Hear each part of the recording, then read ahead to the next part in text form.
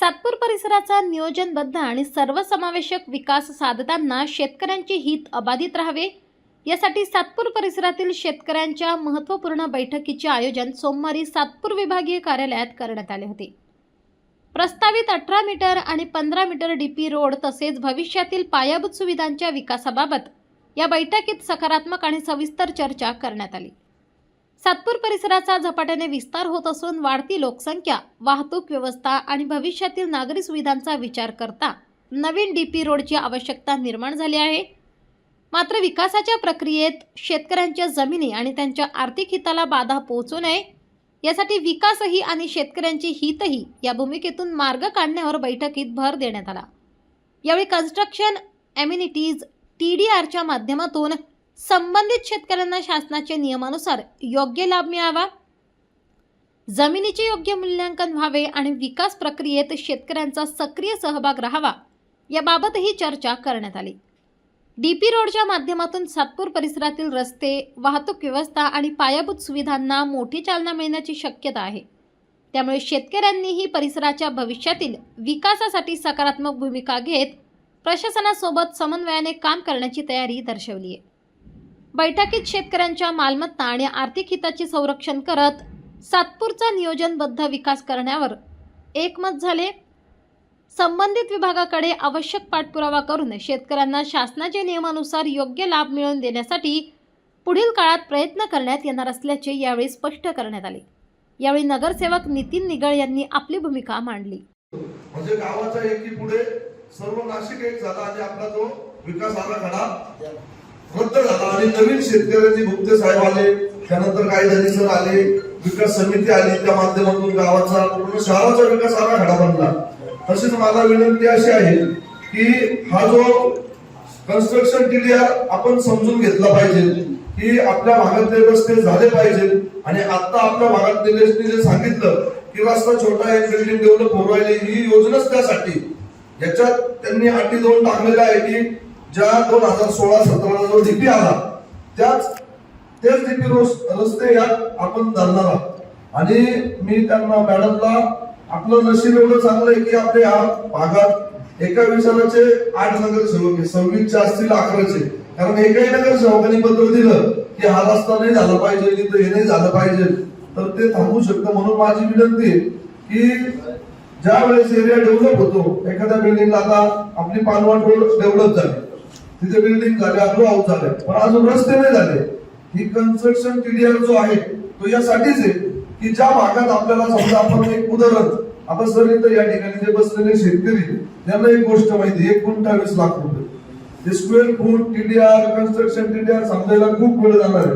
म्हणजे शेतकऱ्याच्या मनात मी पण एक शेतकरी, माझी भावना काय, माझी रस्ता 10 गुंठे जमीन जाणार आहे, तर आज जमिनीचा भाव आहे 20 लाख रुपये गुंठा, तर मला 10 गुंठ्याचे 2 कोटी रुपये येणार, पण ते TDR ते येणार नाही।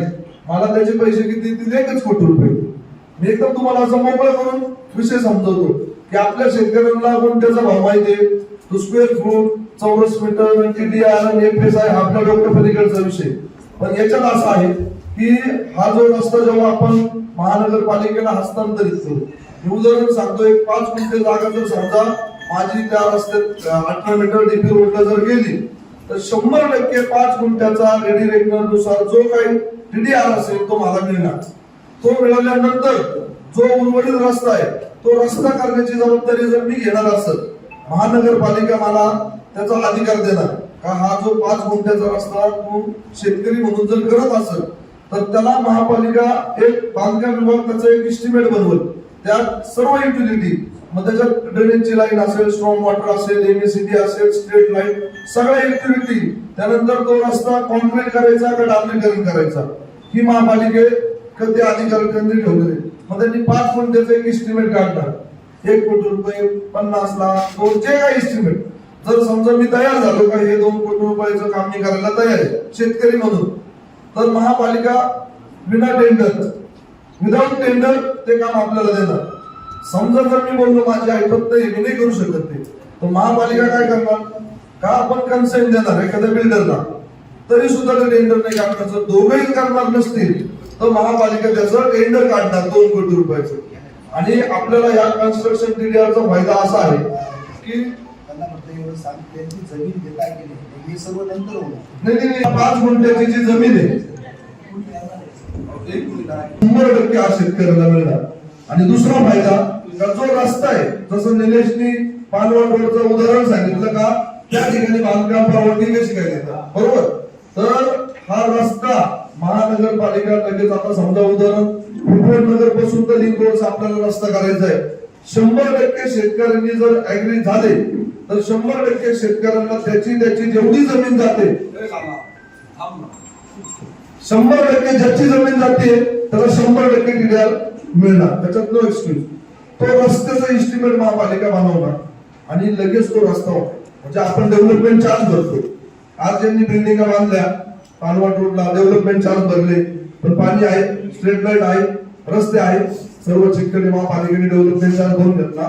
त्याऐवजी या ठिकाणी आपल्या रस्त्यांच्या युटिलिटी तयार होऊन जाणार. आणि आपल्याला संधी अशी आहे की कुठलीही योजना आली की आपलं गाव 1 नंबर पुढे असतं.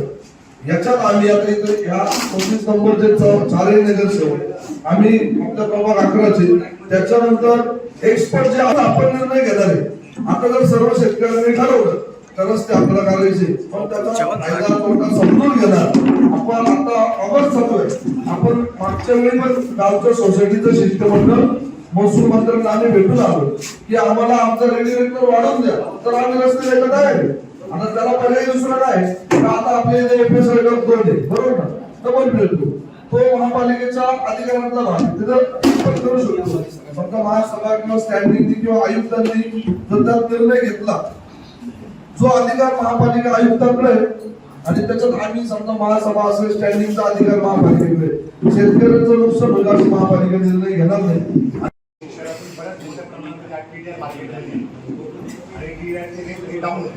इतिहासामध्ये असं झालेलं आहे का TDR मार्केट आल्यानंतर TDR रेट कमी झाले असं एखादं उदाहरण आहे फ्लक्च्युएशन आहेत मार्केटमध्ये. शेवटी मार्केटच ठरवतं TDRचा रेट. डिमांड सप्लायवर अवलंबून ही गोष्ट झालेली आहे. फ्लक्च्युएशन होता. फार मोठ्या प्रमाणात जो सर्वेचा मुद्दा आहे ना तो येणार नाही. याचं कारण मनपाकडे ऑलरेडी हँडओव्हर झालेली जागा असणार. 2 पर्याय आहेत त्याच्यामध्ये. नाही, मार्ग 1 आणि मार्ग 2 काय? मार्ग 1 स्वतः शेतकरी करणार डेव्हलप.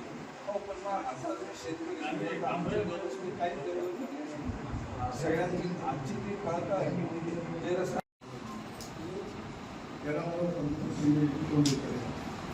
आणि दुसरी गोष्ट अशी आहे का समजा माझी 40 गुंठे जागा आहे, तिचा भाव 20 लाख रुपये एकर आहे आणि माझी जागा 10 गुंठे गेली, त्यावेळेला माझी जागा 25 लाख रुपये गुंठा. 25 लाख रुपये गुंठ्याला गेले म्हणजे 30 म्हणजे 7.5 कोटी रुपये.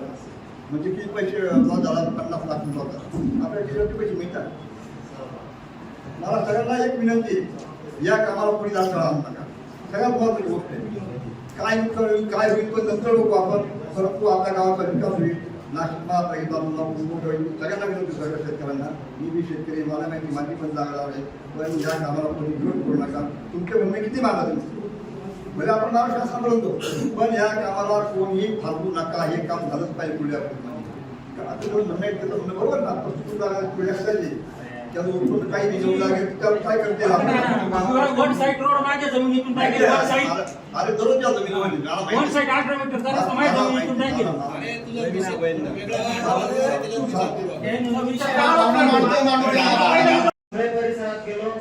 सन्माननीय विभागीय अधिकारी घेऊन गेलो. रस्त्याचा विषय होता. विनेश भाऊ जसं बोलले त्यांच्या घरासमोर जो रस्ता ड्रेनेजवाल्यांनी खोदून ठेवलाय, शेतकऱ्यांना जायला रस्ता नसल्यामुळे दानी म्हणून जे शेतकरी त्यांच्या जागेतून तात्पुरता रस्ता बनवून देण्यासाठी आम्ही विभागीय अधिकाऱ्यांना दाखवण्यासाठी घेऊन गेलो. त्यावेळेस काही शेतकरी भेटले आणि त्यांनी व्यथा मांडली का अशा आमच्या मिटिंगा चालू आहे आणि जर हे रस्ते आमच्यासाठी मोकळे झाले तर आमच्या येणाऱ्या पिढीला काही व्यवसाय उभे राहतील. कारण जर जमीन नुसतीच आपण रस्त्याला शहराच्या विकासासाठी देण्यापेक्षा आपल्या मुलांचा विकास महत्वाचा आहे, पुढच्या पिढीचा विकास महत्वाचा आहे. याच्यासाठी आपण जर मला वाटतं सर्वांनी एखाद्या आता इथं भाऊसाहेब साहेबांसारख्या अधिकारी तुमच्या सातपूरचे ग्रामस्थ आहे या लोकांचा जर आपण अभ्यासपूर्वक विचार करून आणि यांचा असलेलं ज्ञान आपल्या सातपूरसाठी जर घेतलं तर मला वाटतं याच्यातून चांगले मार्ग निघतील. माझी एक विनंती आहे ज्या पद्धतीने आताच यांनी सांगितलं की माझी 30% जागा रस्त्यात जाते. साहजिक आहे, दुःखाची गोष्ट आहे.